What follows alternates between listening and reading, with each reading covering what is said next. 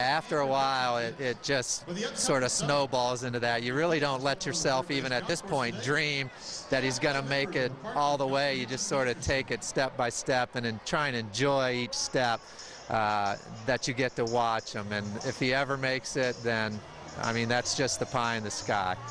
What's it like to see him out there on the field? Because it has to be kind of gratifying for you, because you've seen him put in the work. You've probably driven him to those weekend baseball tournaments so he can get seen. So what's it like to see all that come to fruition in this instance? It's very gratifying that we can come over here and see him this close and this beautiful facility, and because we know how much work he has put in and the desire that he shows to make this a lifelong career. So it's been nice, and the facility's awesome. Fort Wayne, you know, really supports the team, and so it's been nice to be here for these 3 games. When they built this park, did you ever think, oh, my son's going to be playing in there?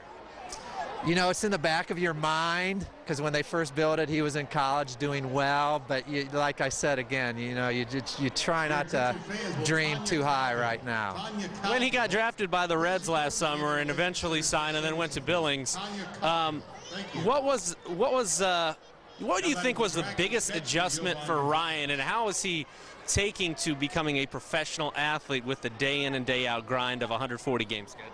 I think a lot of his experiences that he had at Louisville and with Coach McDonald there, preaching, you know, be a major league player every day. I mean, that's what they tried to do at Louisville, and that's the approach Ryan had through the coaching staff there. And then being able to play with Team USA, he traveled the world. And I think that was a big help for him also. Got him used to the travel and getting in late, getting up early, going to play, playing every night. So I think a lot of the experiences he had while he was in college really helped him for where he is now. Now, you played baseball at Miami of Ohio, correct? That's correct. So what kind of advice did you give him as he was going up and perhaps after being drafted about the game of baseball and about things outside of baseball to make sure, you know, he had his head on straight?